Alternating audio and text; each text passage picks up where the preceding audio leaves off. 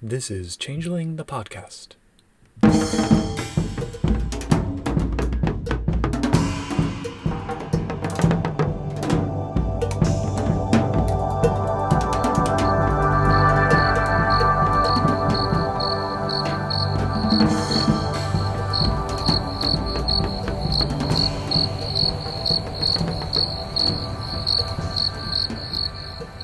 Welcome to Changeling the Podcast. Come for the glamour, stay for the vibes. I'm your host, Josh, and with us is your other host, Puka. Say hi, Puka. Pnanda. I felt like Welsh was appropriate for... Is it? We'll get into that. If it was good Welsh, is it? What are we talking about tonight, Puka? Well, aside from impugning my Welsh abilities... No, I'm not impugning your Welsh abilities. We will be talking about Isle of the Mighty once again, and we will be focusing on the third section, which is Wales, but we also have special guest, Mage the Podcast host, Terry Robinson, with us to talk about the Mage perspective on the book as a whole. Greetings, Terry. Hello. Yes. This is the third book of the 3 books in the book, focused on Wales, so it's 3 more chapters. And I guess we're going to go through those 3 chapters first, and then we can talk about the Mage perspective of the book. So for starters, even though this is a Changeling book, it is billed as a crossover between Changeling and Mage. So that's something that we talked about primarily in the England section, because that has the lion's share, pun slightly intended, of the Mage content. And then the Scotland section, we kind of were searching for it and coming up with very little.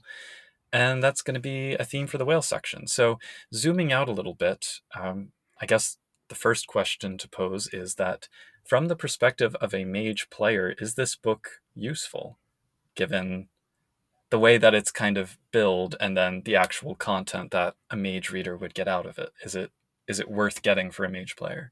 It is useful in that it contains Mage things. So you can break it down into a couple things. And it depends on how you interpret things that are not consonant with the rest of the line. So for instance, this book introduces the idea that has been mentioned 1.5 times before, that there are places on the globe that are just magic-y, that aren't just notes. In Book of Crafts, we get a note that's like, the Caribbean is super magic-y. And then we have vague notes across 1E that there are just places that are magical. And this is the other book that's like, yep, magic, what you gonna do? And we don't really have that a lot in the rest of Mage. And that is both thematically appropriate, that magic is simply what you do, but also like really boring. Like you can't find a weird magic well unless at some point there was a mage who made a weird magic well that was so powerful that it had sufficient duration and quintessence, and like they put a lot of oomph into it. Where in Changeling, it seems like almost the opposite. There are effects that grow with time, that someone does this little thing and the legend of it becomes more powerful, and that original thing is kind of greater. So you can say it destroys the themes of Mage by having that, or you can say, oh man, there is now this new type of magic that exists in the world that not even mages can entirely understand. I think that enriches things in the same way that mages don't entirely understand werewolves or vampires or changeling or wraiths. Like the idea that the land itself can be a little bit odd, I like, and I am fine with about 15% of the magic in the world to about 20% of the magic in the world being that. I didn't actually realize that about Mage. There's no, at least from your perspective, I mean, this is Mage we're talking about, so I imagine you get 5 Mage fans in a row and you get 7 opinions on it. You get one because one has killed the others. Yes. That's the... But so Mage is, the setting is very, like, everything magical is made by a mage, is the idea? Everything that's magic with a K that a mage would call magic. Yeah, you could make the argument, though, that these magic places where, like, you just kind of appear in other places or some weird form of static magic. But the magic seems to kind of move around, and the mages can tell. And in most cases, if there's something else, like a mage can't do anything really cool with the artifacts and items that are special to other people unless a sleeper or mortal could do that anyway. Like, I don't know of any indication that a mage could use a treasure or activate a talon. and the very few magic items that exist in kind of the other lines. Like, we don't get any information that mages are disproportionately able to use the treasures that are created by sorcerers, to the best of my knowledge. So the idea that there's another type of magic that a mage could interface with is interesting. And normally that kind of magic is tied to a character. Like, you have the Tremere vampire and the Hermetic that are like, you're an asshole, and him going, I know, you're an asshole, and the other one going, I know, and they just kind of stare at each other for a while. I don't, maybe they bone after that. I don't know how it works. That's absolutely how vampire works. Well, in the new version that's released, according to Anne Rice, they can. Oh, that's good to know. The Tremere I can't quit you storyline with the Hermetics. I am totally here for that. So that's kind of new. The thing that gets me, though, is Mage doesn't really have a notion of history, in that mages don't look back centuries generally. That is partially a choice of the people on the line. They want your characters to populate the world. They don't want long lineages. The other thing is, we get these wisps across Mage that indicate that the number of them aren't really that large. So you really have to come up with a good explanation to indicate how you have 7 generations of wizards in one family if they're 1 in 500,000. That's really unlikely. And then you start getting to like brain spiders things of like, why aren't there mage breeding programs and stuff like that? Cue the early internet. So that kind of hereditary notion of the past doesn't work. And also the very notion of paradigm as presented in Mage, like, the past doesn't really hold power except in the form of culture. Like, if I were to pick up a magical item that were 400 years old, that's a paradox magnet. It doesn't fit in with the current paradigm at all. It hasn't gotten any stronger. I feel like everything you're saying, though, like the verbena seem like maybe a contra. Oh, sure. I'll take that. There are certain ones that have managed to persist, the verbena, the dream speakers, for instance, as a notion. But even they, in their own way, have had to modernize. Like, for instance, if you were to be a verbena character who were to take beliefs that were 400 or 500 years old, some of their practice elements would persist, but hopefully the cultural elements would probably have changed, especially if they come from a society that has very strong notions of what gender is and who can do what and what the role of a person is. So we also have this idea of unbelief, that in the same way that banality can destroy things, unbelief is quite potent, to the point where kind of all magical creatures more or less had to exit stage left during the shattering. So to me, this idea of dwelling on early history, there's not much there. Like, I'm not going to find a lot of use from a 1200-year-old magical tome. It's a historically interesting thing, but it just doesn't come up in a lot of games in a useful, systematic way. Oh yeah, because it's like, maybe I'll have a rote in it, but yeah, you could do that anyway, right? Yeah, like, and maybe you'll have a rote for not my paradigm that requires an ingredient I don't have that is tied to a node that was destroyed. Like, it is a historical thing, but there isn't quite that Indiana Jones vibe in a lot of cases. So it doesn't give a lot to work with there. The other thing is, like, we talk about it in terms of a crossover book, like, it depends at what level something needs to be a crossover. Like, is Neapolitan ice cream, where you have a strip of chocolate, a strip of vanilla, and a strip of strawberry, is that a crossover ice cream? What about a mixed cone, where it's just the 2 soft serves gone together? Or does it have to be the thing where it's the chocolate and the peanut butter mixed together? This has a lot of cases where the mages are like, we know exactly what you are, and you know exactly what we are, and we're going to fight about something. And I just think that is the least interesting way to do crossover. I like the idea that everyone's kind of dimly aware of what the other person can do, and there's a lot of puffery, but also, are the stories true? And that to me is much more fascinating in actual gameplay, where this posits a game world where people talk about the other faction using game world terms. Like, I was sitting at my 3-point node when, and you're like, that to me is not how the world would actually work, but that's me. So how would you see it as, like, because I know you tend to run games more than play, right? I do not know of a time when I've successfully played Mage. Okay. So if you were running a Mage game set in Great Britain, would this be a book you would pull things from? Yes, because that history could possibly inform me as to things that contemporary practitioners would use. Like, if I were to write this, I would have not a section on history, but a section on practice that references history. So it's one of those things where it's like, oh, we do this and this ritual on this day to take advantage of this juncture to gather quintessence. And then the history comes in the little thing where it's like, hey, we say we've been doing this for 400 years and it seemingly gives us power. In actuality, it was invented by Jim like 2 years ago or something like that. Yeah, in that regard of history, I'm not sure Mage and Changeling are that different, but that's another. Changeling has, like, proper reincarnation, though, right?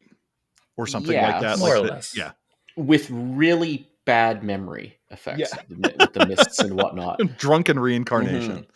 And there are some groups in Mage that do that too. So it is possible that like your Euthanatoi is actually a reincarnate of blah blah. But in Mage, we also have the problem of like, so what reincarnation? So what do? Like, if I were to Yeah. compare the forwardness of the avatar with the forwardness of a changeling seeming, it feels like the seeming is more front than the avatar is. Yes. But there's no background equivalent of remembrance, is what you're getting at. Like a thing you roll to see what you remember. Yeah, there's past lives, but mechanically, what that does is it justifies you being like, well, actually, I'm good at this thing. Like, Mm. we need someone who's great at a caber toss. Well, just turns out that a previous incarnation of me was. I still have strength 1, but for this role, I get 3 additional dots in caber tossmanship, or whatever Hmm. stereotypical thing. So, like, I feel like they have a different relationship with memory in the past. In a vague sense, though, mages do draw from an idea that like things used to be great and then they got bad. It is part of the World of Darkness tendency to everything was actually fine up until about 1300 seemingly, and then everything went shitty, which seems to recur across all I think things lines. started to go shitty a few thousand years before then, but yeah. Okay, yeah. May just put it a little more, we edge that up a little bit more. So I guess changeling Yeah. and werewolf are kind of in that camp along with vampire. It's like when Hellenistic Greece showed up, was a bad time, and then the fall of Rome was a bad time, and then the Renaissance was a bad time. Yeah. or the Black Death. I mean, those are a bit apart, Yeah. but Well, but if you're a technocrat, you have a rather different perspective. Hmm. hmm. And if you have a Nefandus, you have a rather different perspective, and if Yeah. you have a Marauder, you have a so. If you're a marauder, you have a fish. Yes. So they have that different relationship to history, and I don't think each can be served in the same way. But like, also at the same Hmm. time, this was a '90s White Wolf book. Like, you read it because it had like a bunch of interesting stuff, like facts slightly explained to you Hmm. in it. As I'm fond of saying, early White Wolf books were remarkable at getting you from 0 dots in a topic to 1 dot. None of them could get you to 3 dots, and they are frequently criticized because they couldn't. And it's like, like, I know about the Sahelish people now, and I didn't before. Some of the stuff is misexplained. I understand that, but chances are, at that point, I've Hmm. started to do my own research anyway. But that's just me. So I think Yeah. that's actually where a lot of these things shine, in going from I didn't know this even existed to now I have some information on it, which is slightly oddly inflected, and some of it may be a little bit wrong. But I consider that, I don't want to say acceptable, but it's better Hmm. than nothing.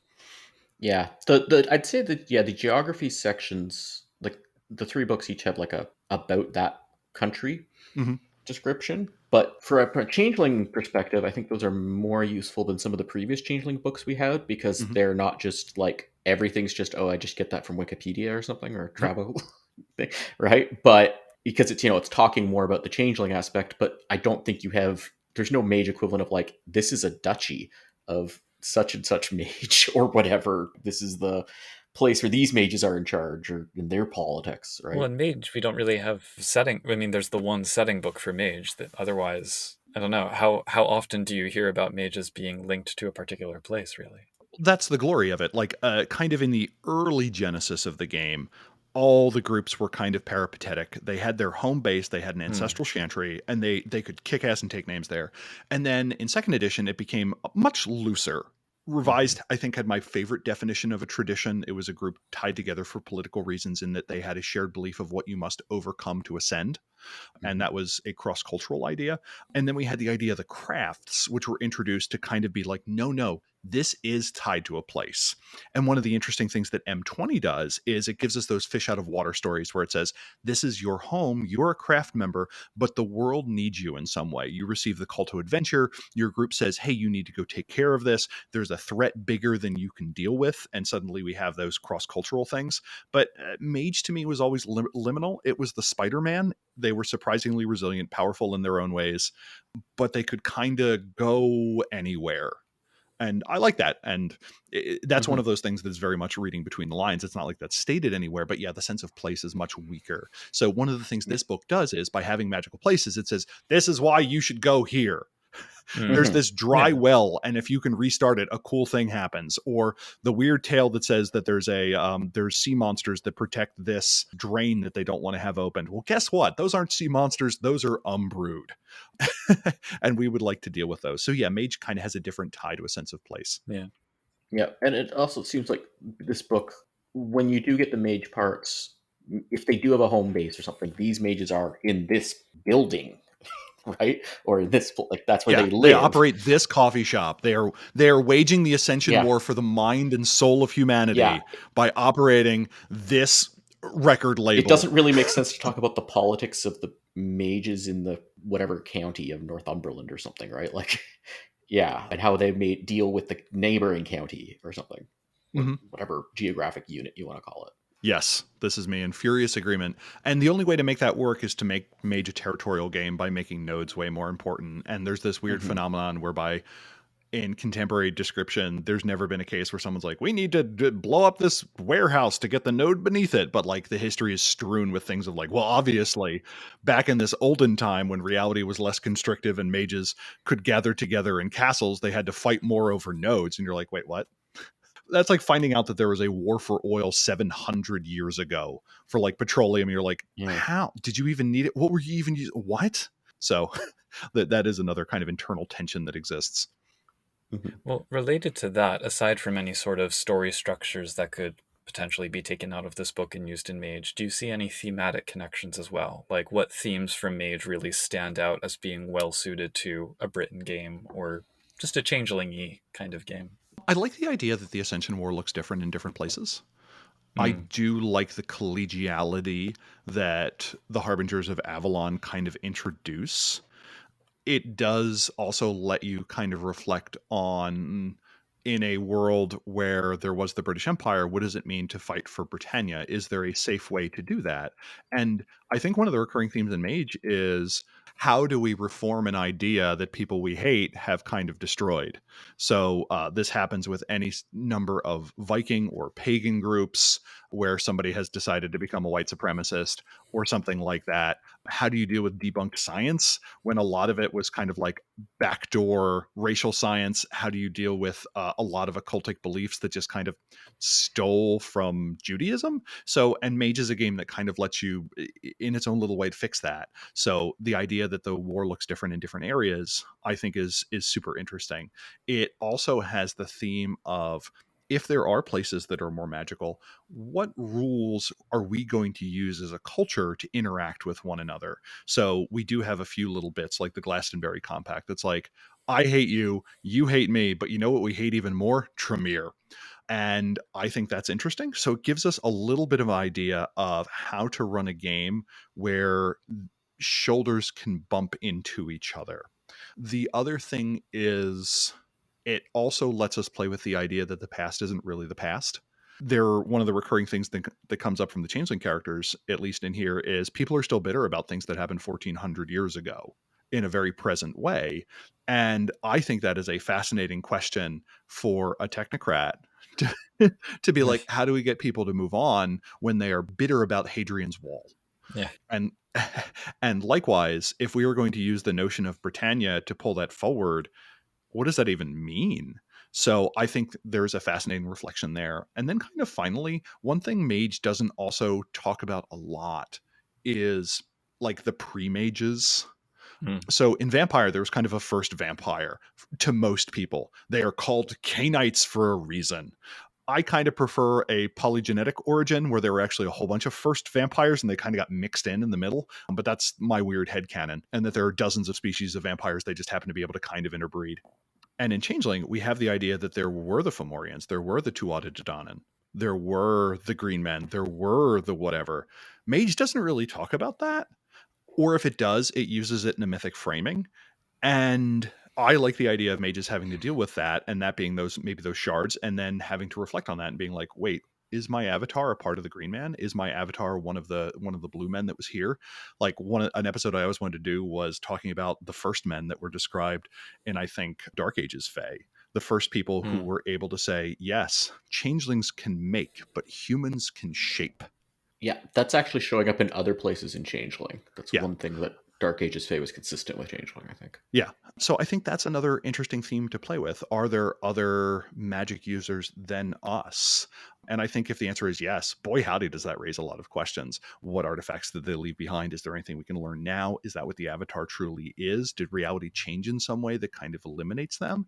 And these things are not nearly as dead on the British Isles as they are in a lot of other cases where they happen in a vague, prehistoric, hand wavy time. Because back then, mages didn't really exist. We didn't even have the sphere system. So I think that is kind of another theme that you can play with. And I guess the last bit is magic around every corner. Mm. It does a thing where it's like, yeah, this record shop is run by mages, or this multinational concern is run by mages. And it shows how like one or two well-placed technocrats are able to kind of trip up the entire technocratic operation in a country of 65 million. And I think that's kind of a neat little story to have. So those are kind of the big things I take from this book, which is otherwise a joy to read because it's always interesting to see what other people say about the thing you love. Right on. Yeah, I mean, we could ask about if we can go to the other book. What was those tree Scotland? Oh, the Wives of the Wood. Yeah. Yeah. To me, they almost come across like the Scottish version of the Wukong, but I don't know if Terry, you remember that section with the Wives of the Wood who have some kind of mysterious ritual where they seem to have kind of like tree sex with some kind of earthbound demonic something. Thoughts? Yeah, that's the thing where they go through the ritual. What is it, to wed the wood or something Yeah. like that? I like that. I like the idea that there are these weird, strange, magical things out there. I like the idea, for instance, that the later on when we talk about magical dynasties and lineages, it is either serial reincarnation or serial recycled rete, where there's actually like two. Mhm. Or three avatars, and they are just hopping generations. Or because Mage doesn't have to make sense with physics, it is one avatar traveling back and forth through time, or one that is being split up and recombined over generations, or that these Mhm. creatures are communing with some sort of dark woodland creature. I also like the idea that it talks about the fact that later on that these proto-verbena, or now these verbena practitioners, will sometimes enchant the workings of local witches to give Mhm. them the idea that their magic is working. And that's something that like I have mixed feelings on. Like, if I were in that world, would I want that to happen to me? Is that just toying with the beliefs of sleepers and kind of playing with it when I know that there is this magical potential technically inside of them that they could one day tap into? I don't know. I also like the idea that there are great land spirits that have the ability to empower and awaken people. We get a whiff of that in the book Ascension, literally the last book produced for Revised, where they talk about how even as the gauntlet is falling, Australia is fine. The great spirits there kind of just raise its own gauntlet and it fades into its own kind of mythic world. The dream time opens up to them. And I like that. The problem is, once those things are canonically established, you now lose the theme of subjectivity in it, but in exchange, you get a much more magical world. I'm perfectly fine with there being a couple of those out there, or it being special cases, or it involving an archmaster or something. I think stuff like that is fun, especially if it's used as a light seasoning. In the same way, when I do crossover, like, yeah, you'll run into a changeling. I'm not going to introduce every kith because that kind That of would be a very yeah. long game. Yeah. Due to Title IX, I have to have equal representation for all kith in this game. It's like a parade. Yep. What is it up to? Like 110, 120? Something low triple digits, and that's Yeah. only the ones that have actual birth rates and frailties and write-ups, and Oh not yeah, counting all stat the it up sort and of you could play one. Yeah. yeah. But to the point about things like Australia, I mean, so there are implications, I think, with the Daughters of Llandudno in particular, that their actions doing things like that, jazzing up the hedge wizard's efforts to make it more true magic-y. I mean, they never say it creates a reality zone, but that's, to use the mage terminology, that's the sense I get, where the area over which they have dominion seems to be a little bit more conducive to their way of doing magic. And we don't, as far as I know, get hard and fast rules in Mage for things like, oh, if you're doing magic in the reality zone that your bloodline has helped craft over generations, paradox doesn't hit you quite so hard. But it's another form of place-based magic to me, which it's interesting. I don't know how thoroughly I'd want to use it, but yeah. It is also interesting to me because it suggests that a life well lived can be an extended ritual. Mm. So, one of the things where I differ from some mage fans is I believe you should be able to accidentally magic, that you can either do it reflexively or you kind of occasionally do these subconscious effects. And I wouldn't be surprised if you say the fact that we give birth to other mages is a side effect of the fact that our way of life over centuries is actually this effect with thousands of successes accumulated into it. And that much is enough to me to create and awaken an avatar, or to nudge it into the right place, or to subtly read the skein of the universe perfectly so that we know that this person is going to awaken in a way that would not be replicable except by to do the exact same thing as them. Right. And, and likewise, the Married to the Wood is maybe a ritual that is so ancient and so exquisitely specific that you are able to get this preternatural understanding of an area, and it doesn't involve a crazy umbrood like that. I like the idea that there are a lot more things in the world that are kind of magics unto themselves. Like the chunnel is a massive correspondence effect, or a massive matter effect, or something like that, that looks utterly boring, but in actuality literally reshaped the world, or at least a very small portion of it underground between this particular area. And I think that is interesting. And it's just one of those things where, like, these are all super interesting, and either answer is fascinating to me and destroys something I think is core to Mage. So it's one of those things where, like, it's almost a menu where you're like, oh, do these kind of longstanding effects exist? What would cause a magical dynasty? And they all have interesting answers to them, and none of them could be canonically true, along with all the other answers to all the other questions, if that makes sense. Like, yes, you can Yeah. choose these special options, but they're not all going to play together well, and it's up to you to figure out how you want to deal with that tension. Yeah. Just as an aside to your point about the channel, it makes me think about things like last month or the month before when the train broke down and all the people had to kind of walk up the track to get to like safety. Is that a paradox backlash? Is that banality puncturing the imaginative dream of what the channel represents? Is it both? Is it neither? Yeah, food for thought. Yeah. And I think kind of the answer is yes, and we get a wildly different game where Mhm. mortals are constantly weaving small effects that they don't know about. So everyone can do magic. Mages are the only ones who are aware enough to shape it directly, consciously, and in a formal system known as the spheres. So we kind of get this fascinating world where maybe the world of darkness is a world where just things kind of break. Kind of like you have I can't remember which Marvel alternate reality it is, but one of them's just kind of like shitty. And it's just Oh, like, there's a lot of shitty ones. yeah, but it just sucks. Yeah. And I think that is a perfectly interesting way to do it. And it's a way that I like it because it kind of takes the piss out of the mages. Like, you are just one magical worker and you are superseded by the 7 or 8 billion other people that are also doing magic without realizing it. And I think all of those work and are great options. And to me, all of those answers are mage. Consensus will always have more successes than you do. Yes. Unless you're Moses ben Maimon, who apparently got more successes than God in reversing the curse. I prefer to think that that is God also having a wicked sense of humor, but that's just me. Awesome. Shall we get into the Walesy bits? The Cymric section. I will try my best not to have like meltdown after meltdown about the pronunciation guides to the Welsh words that they introduce in Don't particular. whale splain. Yeah. So we start with the history of Wales, and once again we have our little frame story here of the Tailcraft Festival in the Lake District. We are now on day 3, and our narrator this time is a Seelie satyr by the name of Tumshon Cutty, or Tom Shawn.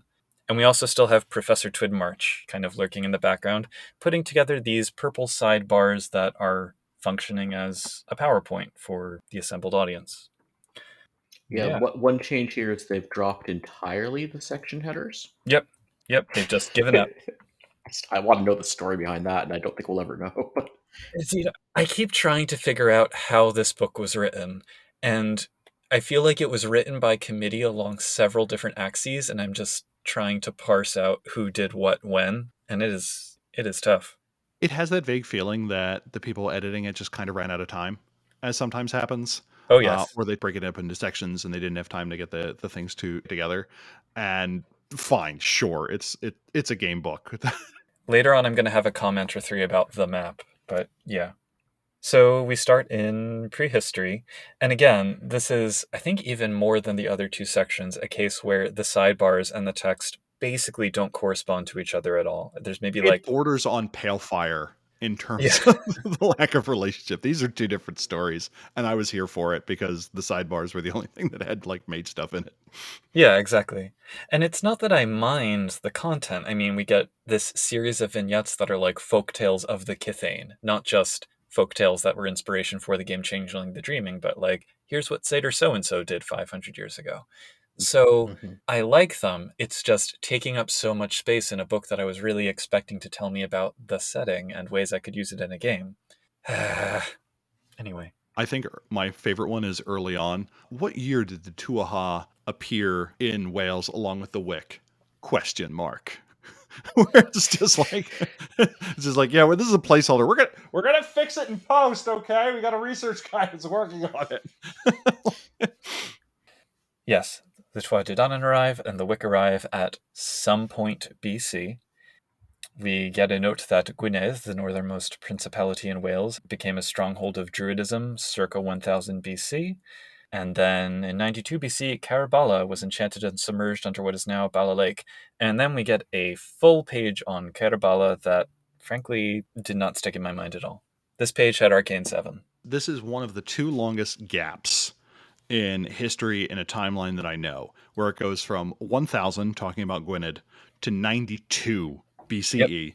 The other longest one is in Loth Pass, where the Ali Batin basically go from Islam to Sykes-Picot. And you're like, that's a jump, or something similar to that. I'm like, this is the second nearly 1,000 year jump in Mage.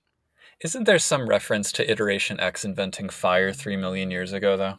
Yeah, but no one puts that on like a proper timeline, really. It's no question mark Tuatha appear. It Yeah. does make me wonder what the Wick are, because this is now the third source that brings them up, besides periodically the core book and the Verbena books. And I wish it had a little bit more about that, but it doesn't. But that's okay. Yeah.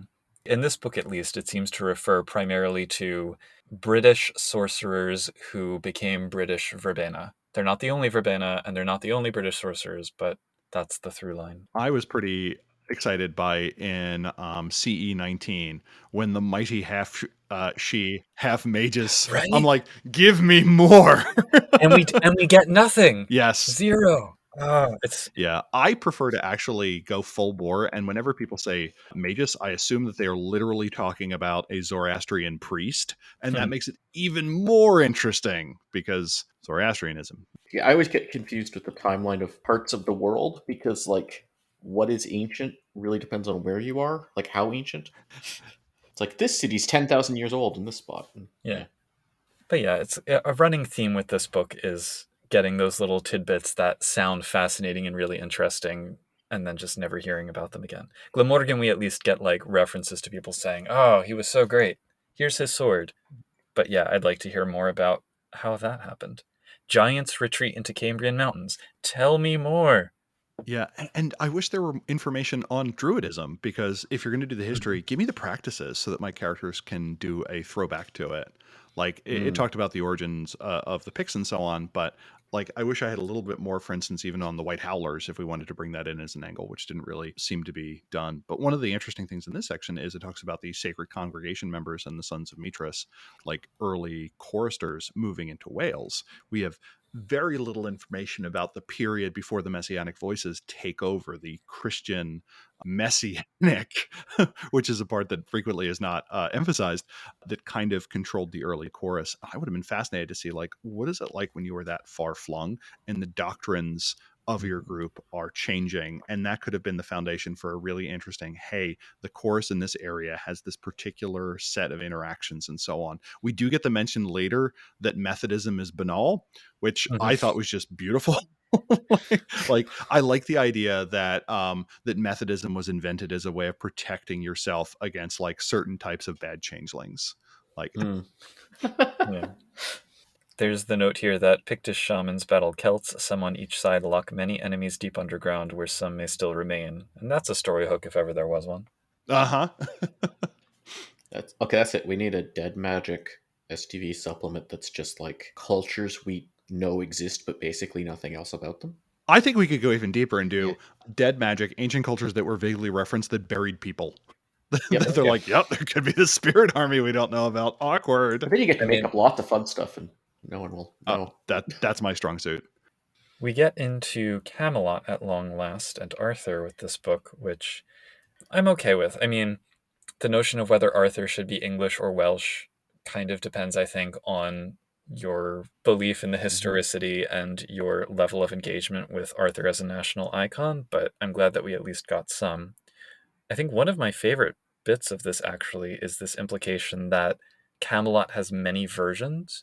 Like, there are multiple Camelots and multiple Arthurs out there. I'm curious how that gets hashed out. Yeah, I like Arthur being like a reverse Captain Picard, where he's like French accent, and Hmm. from all the French romance writers from that contributed to sort of the lore of. I mean, I'm totally on board with it. Does Changeling have other? It refers to the Dream Realm Camelot beginning to take shape, and Dream and Realm are capitalized, implying that it's kind of a game term. Are there other Dream Realms we get in Changeling? Yeah, They are within either the far or deep dreaming, though. Generally, Got it. when we do our Dreams and Nightmares episode, there will be an encyclopedic list of them discussed in detail. I do like the idea that there are these dream realms floating around and that mortals can sometimes poke at them and that they get distorted over time. That's a kind of thing that to me also fits very comfortably into Mage, which has an uncomfortable relationship with the Maya as well as with the dreaming. mm-hmm. So I am here for more of those. And the idea, though, that, for instance, there is a member of the Harbingers of Avalon that may be a little bit more of a marauder than we think that still has connection to it, I thought would have been cool. But to me, a lot of interesting game happens when these kind of two niche phenomenons run into each other. And I'm glad Dream Realms exist. Right on. There's also references here to, again, this theme that we've had elsewhere in the book of the connection between the land and the monarch, and circling back to the notion of certain places being inherently magical. I feel like that's a nice little piece to connect with that. We get extensive notes about Myrddin, who the sidebar insists is not Merlin, but it's Merlin. And then more about the War of the Black Turk and Queen Cairna and Morgan Le Fay. And I'm not sure if this picture on page 135 is supposed to be Morgan Le Fay cosplaying as Lady Deathstrike from the X-Men, but I'm here for it. I like the illustration on page 137 where I just don't know what's happening. It appears to be a very large man picking up a iceberg or something like that, or Yes. possibly flashing someone. And it shows a petite man in comparison with some sort of pike. And the guy just has a face that goes, "Hey boss, did you say you wanted the glacial over here?" And it looks like they are like building Britain, like in a literal sense, in like a You are actually 100% correct, because this is one of the few instances where the art actually reflects what's in the text. what?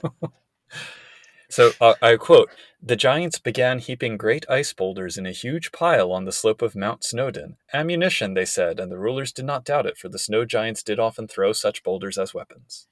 So there you Oh go. yeah, it's literally right there. But then they betrayed their Fey allies and drained the pool of Brian, which is the magical Welsh well, since we have this running theme of the three wells of Britain. Do we get a concept of? I never figured out. I don't really understand what the giants are. Not really. I mean, there's references to them being driven into the Cambrian mountains by Glamorgan, and then they come out to build these boulders. I guess they could be a kind of bygone, and maybe they're just no longer in the Yeah, world. yeah, but they're allies of the Fae. They're not Fae. That's what it seems to be saying, yeah. Okay.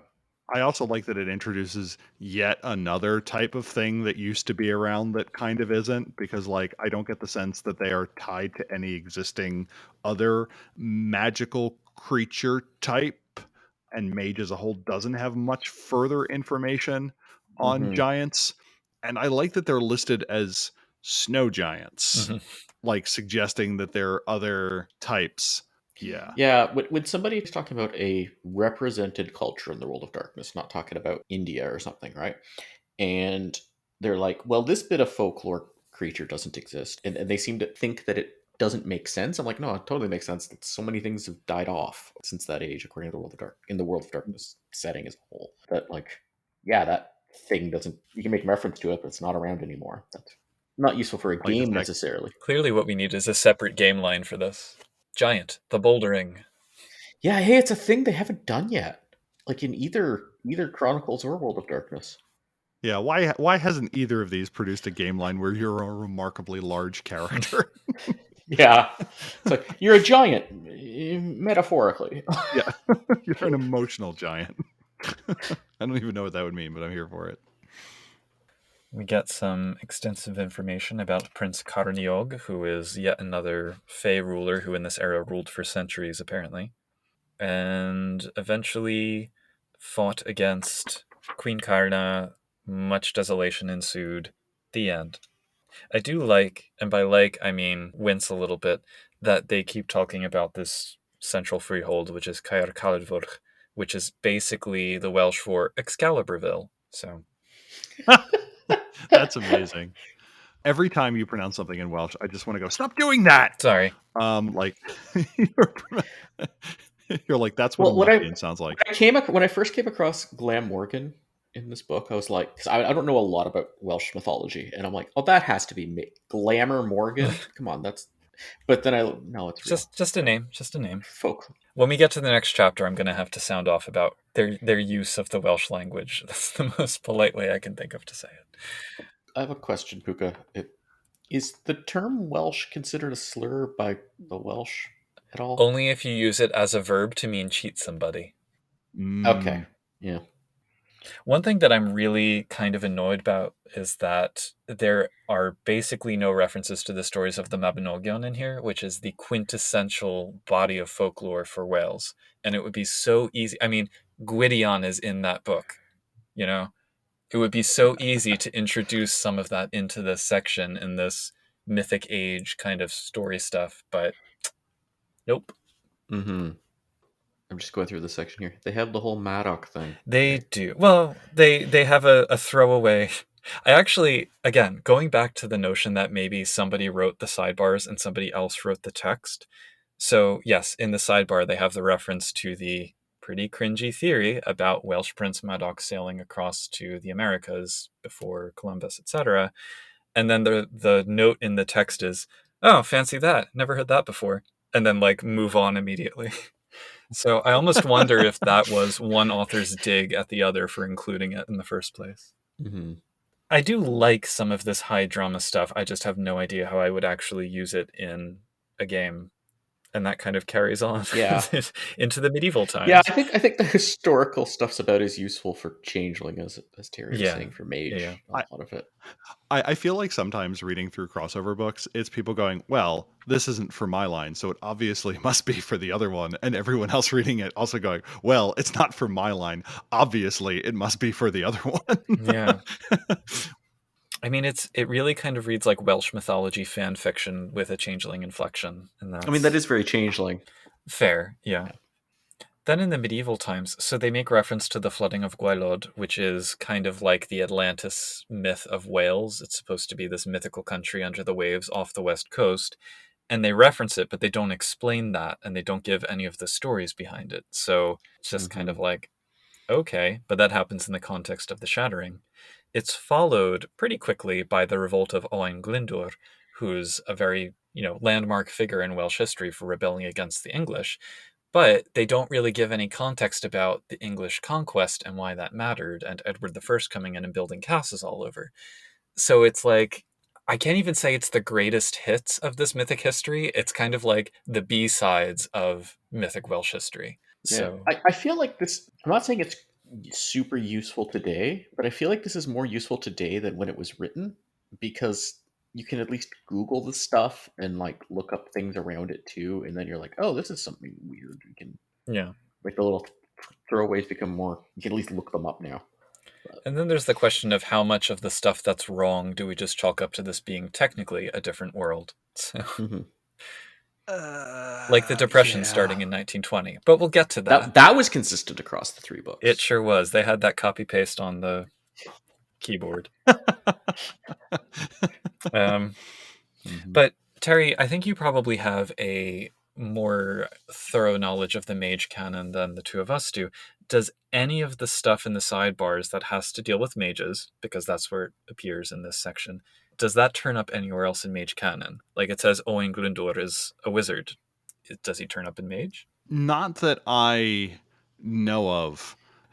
One of my favorite ones was the thing where they're like, one established thing in Mage continuity is that in like the 12 and 1300s, the Hermetics established colleges in Europe or improved in present forms of education as a way of like promoting wonder, getting hermetic magic out there, encouraging people to avoid like going into the trades to starve the order of reason. And here it has a mention that in 1980 the hermetics do the same thing in Hmm. Wales, where they're like, right, didn't work in Europe, it's been 600 years, let's dust off that little gem, see if it works.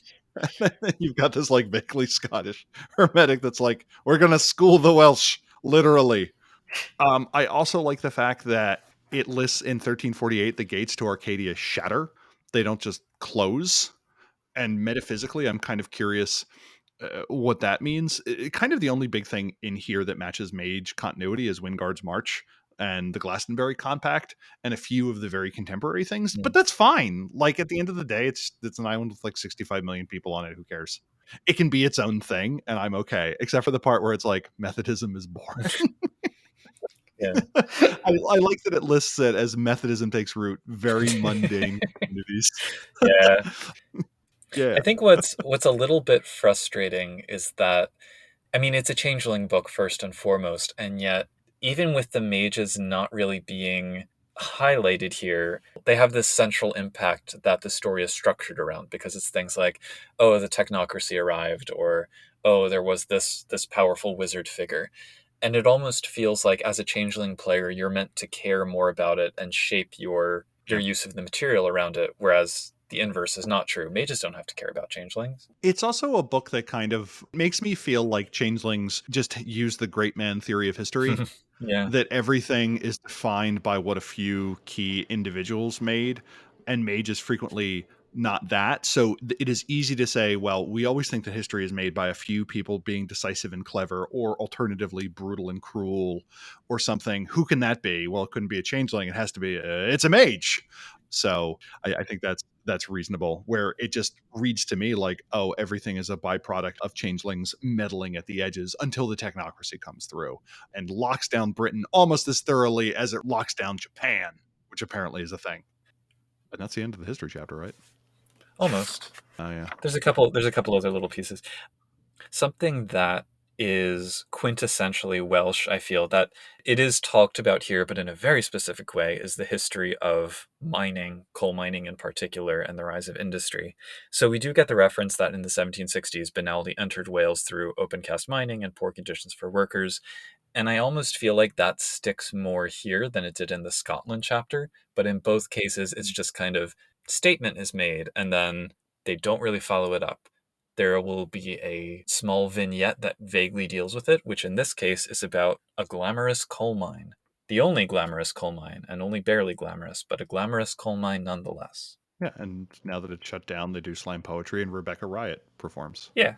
And a whole bunch of things in the sidebars. We get nothing on the World Wars. I mean, just they happened. I got really aggravated about the reference that the Welsh Language Act was the doing of two mages. So, Yeah, Mage is pretty big on everything interesting yeah. is done by sleepers. Even to the point where we're like, well, the technocracy came out of the Order of Reason. That couldn't have been a mage. Make it Queen Victoria. Yeah, and it's like, again, that's something which could have been followed up on, but wasn't. From the mage view, this kind of perpetuates the 1E view that all major world events had mages pulling the strings. Mhm. And we talked about Queen Victoria. One of the key things I like about Queen Victoria is the 19th century is kind of the point where mages realize that they can no longer control everything. The technocracy, the Order of Reason tried to control learning and education, but once the Industrial Revolution got going and the Enlightenment kind of got going, they were no longer in charge. If they were lucky, they could kind of steer things. And that is perfectly encapsulated by the fact that a sleeper had to sort out their stuff. They were so incapable of running humanity that a sleeper had to be the person to reorganize it. They were so behind, and they were the Order of Reason. that a sleeper can do it, and I think that perfectly encapsulates it. But that also happens to mirror my personal view of Mage, and that is a sentiment that goes in and out of vogue over time. But thank you for letting me say my piece about Queen Victoria. Absolutely. Yeah, I mean, overall, this chapter, thoughts? When I look at the stories presented here, the closest I could get to using them is having a little paragraph sentence, like snipping out little paragraphs that I have created a plot hook around, and that I can have an NPC explain something to them in a particular framework, which is fine, but that's a fair amount of work. The utter untie between the timeline and what is mentioned is a little bit frustrating, and it suffers from White Wolf last third of the book syndrome, where it's like, this isn't as well edited, these things don't come together, so on and so forth. And this chapter really starts to show that. Yeah, I mean, for all my talk about not being sure how this book was put together, I do agree that there was one editor who went from start to finish in like a single night, probably. Yes. And sadly, it was not an enchanted night that it extended as long as needed. Nope. Yeah, I feel like, though, I don't know, it's almost like the editing in the first book, like on England, made a lot of decisions I didn't like, so it's almost like the lack of editing helped a bit by this point in Okay. comparison. But There's certainly things I like. I mean, I didn't mind reading it. It was just trying to separate enjoyable book from thing I can use when I'm constructing a chronicle set here. And I think it fulfills the first much better than it does the second. mhm. But I mean, I liked the. I'm just going to use this as an opportunity to pronounce as much Welsh as I can.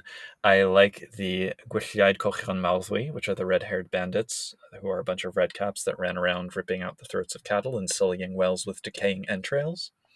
I like the Chreibel ver Llandona, which is a Ravenna splinter group.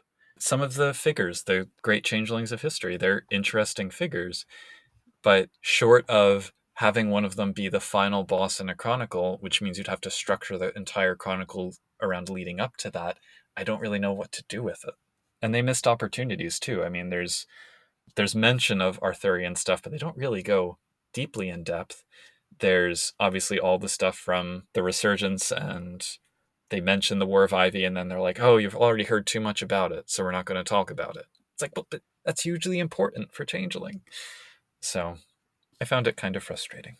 But in any case. Yeah, and it would have been nice to fill in more for me, because I feel like Wales is, like, of the countries covered by this book, is the least sort of represented in the popular culture I get, at least. So Yeah. or learned about the history or anything like that. So it would have been nice to have a bit more shoring up there. But Yeah, definitely. Well, that's the history chapter. Shall we carry on to chapter 8? mm-hmm. Cymru, the land of song and companions. I did Google that phrase to see if that's like a moniker for Wales that I wasn't aware of, and all that came up were references to Isle of the Mighty, so I guess they just made it up.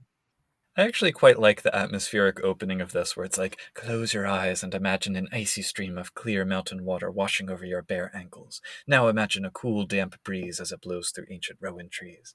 It's like, yeah, I'm there. All right. Yeah. We get a throwaway line that says, the Industrial Revolution fatally wounded much of the land in the South. You wouldn't know that from the history chapter because they don't mention it at all, so...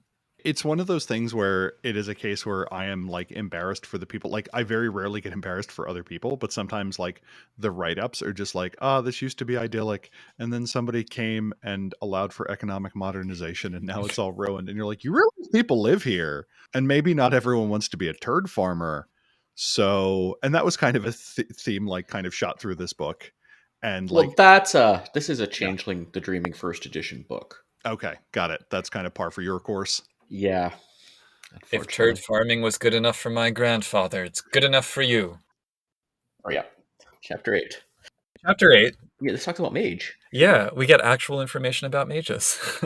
Like, yeah, we get mage politics, where it's like, they're bitter and don't like each other, and the technocracy ignored it. They don't agree with each other. They're marauders. The Harbinger of Avalon has been like, you know what? Let's tie up the iterators in the North Sea. Also, we don't trust the progenitors. Point of fact, the progenitors don't trust the progenitors, and that makes them the best part of the Ascension War, because they're the only ones who know that they're playing with fire, and they look at everyone else and go, hey guys, should we be playing with fire? And everyone's like, you know what we're doing? And we're like, we really don't. So I appreciate that kind of honesty. They refer to verbena magic as being quaint, which, oh man, that sounds like one of those weird burns that is the most like the wickedest burn one could wickedly burn, like a hermetic referring to someone else's effect as poorly thought out. It's one of those things where it's like, okay, he said that, you need to go walk into a river now. So yes, we got a tiny amount and there were quotes. Yes. Yeah. How do we feel about the, well, mage and changeling politics sidebars that are both primarily made up of random characters quoting? At least they get a character name. Yep. Like a bunch of them aren't new, but a bunch of them are. So I kind of like it. If I'm going to get in world fiction, I'd actually prefer it to be in this thing where it's a short thing that says something definitive about how someone views someone else. Mm-hmm. I would prefer something that were more reliable narrator, but to me, in character quotes about another group are the midway point between in world fiction and storyteller. I'm just going to talk some straight dope. Yeah. It bothers me unreasonably that the quotes are italicized for mages, but not for changelings. I don't know why it bothers me so much, but it does. Yeah. Well, they don't do a different background color. They don't do any background color for changeling. Yeah. Yeah, it's weird. But we get the little icons at the top, so, little of this, little of that. Yeah. I do have to take like 60 to 90 seconds and just public service announcement. If anyone is interested in semi-accurately pronouncing the Welsh in this book, do not rely on the Welsh lexicon and pronunciation sidebar on page 146. You are now entering the Welsh zone. Thank you. Anyway, so I just have to get that out there. I mean, bless them, they tried, but we get some information on politics, economics, climate, geography, and travel, which, like the other sections, you could probably get much more updated, accurate information from a Google search or the search engine of your choice.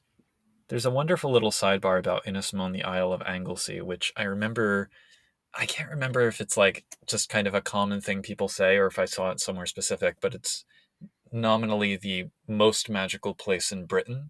So this little island off the coast of Wales that's like very significant in the myth and very significant in folklore and also the church. So they have a little mini history here, which is frankly more straightforward than anything we got in the history chapter. So I'm glad to see that. They do that a lot. Yeah. Yep. I do also like, again, I think we saw this maybe in the Scotland section where there's actually a comprehensive list of major trods that crisscross Wales. That is something materially useful. So I'm really happy to see that. And I like that they're called sarns because in that Atlantean space off the western coast of Wales, the Gwaelod Kingdom, one of the reasons why that story exists, they say, is because the action of the waves basically creates these long causeway-like sandbars that extend way out into the water. And the idea was like, oh, those are the old roads that lead down to this sunken kingdom. Those are the sarns. So I like that they reappropriated that for referring to trods here. Folklore connections, hooray! And then we get another frame narrative for talking about the various Fey geography kingdom things. I don't know how I feel about this frame narrative. It seemed like in the other two countries, there were kingdoms that were made of kingdoms, but here there are principalities. Is that the case? Or do they all have principalities? Are they too cool for duchies? No, I think I know what they're doing there. That's Wales was considered a princip, like when it was taken over by England, it was considered principalities of whatever, but England was a kingdom and Scotland was a kingdom for a long time. So I think that's what they're referencing there. Got it. I think it's probably because Wales is small and it's an unfair kind of. Yeah, it was a land of realms ruled by princes rather than realms ruled by self-referring kings. So Yeah. we start with the Principality of Clwyd, the land of two valleys. So the sort of story underlying here is that there are these two Shi who went through their chrysalis together and they had been best friends and then realized that they were the reincarnations of two people who hated each other because they were in love with the same bard. And I actually really like that as a story hook. Yeah, that in general works really well for changeling. You have like the change of relationship when you go through your chrysalis with somebody. Yep. Gurli and Angarad.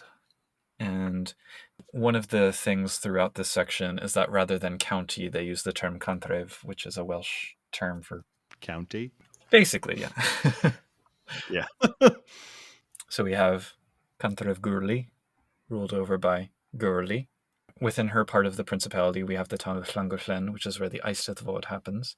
And the Eisteddfod is a giant festival of storytelling, music, dance, like all sorts of performing arts that takes place every year in Wales. It's one of the centerpieces of Welsh artistic culture. I like that they make mention of there being an archdruid, which I just assume is someone who has 6 dots in druid. Basically, yeah. You have the 3 drawings of the great sword to show peace. If someone drew a sword on me 3 times, that's the opposite of peace. And they do the thing where they're like, here are all the Welsh people you know about. Aren't they are famous, thus by extension. Yeah. And then John Hughes. Something I really like in Cantref Brenig, which is the other side of the Principality of Croed, which is run by Countess Angarad, her Victorian manor freehold has, instead of one large balefire by gaslight. And that's a wonderful little mood-setting kind of thing. Even if you don't use her freehold, having that as a note for another freehold, I think is pretty cool. This reminds me, when I first started playing Changeling, it was through a LARP. I've mentioned this in previous episodes. The head storyteller for that LARP used so many Welsh terms for everything in Changeling. Like most of the freeholds were care or whatever and things like that. And I'm just like realizing that now. Like that's why this feels, it's like, oh, this makes more sense to me now, these little bits. But I just forgotten that they did that. They at least use Cad in like the core book, don't they? I mean, on like the big map of Concordia Yeah. and the front pages. Yeah, that's true. Yeah, but there's other ones too that some titles and Mm, a lot of things were from Welsh because I think he was Welsh. yeah, right on. We get a couple other little places of note, like Moyle Arthur, where there's some kind of ghost who apparently turns peas into gold for people. And then a pub called the Iron Stag, run by a Fianna Philodox and an Unseelie Knocker, whose relationship is purely carnal. Do you get annoyed at the small potatoes ventures that night folk regularly do? Like anything someone with $30,000 that their parents gave them, like that is presented as a location where night folk gather, I think should be illegal. Like, you need to be at least a little more fantastic than that for me. I don't mind it on one level because that's often the kinds of settings that I use to, gradually introduce players into a game, particularly if it's their first time playing. What bothers me is that so much space in this book is dedicated to it at the expense of like how this city might function. Yeah, yeah. Like in Changeling, especially like mechanically, it makes a little bit less sense in C20. But in Changeling, it makes sense that some Changelings would be like that Yeah.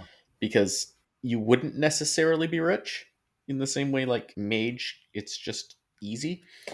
But in Changeling, it depends on your character. But yeah, no, you're right. They're all small potatoes. That's not good, especially in these places with epic stuff. Yeah. I want somebody with a castle. Yeah. Yes, yes. I want somebody with a castle, The Life and Times of a Changeling Podcaster by Josh H. I would get that. I get annoyed by all the iron references that don't talk about the iron. I assume it's like a tongue-in-cheek changeling joke, like, huh, we're going to name our pub Iron. Yeah. Mm-hmm.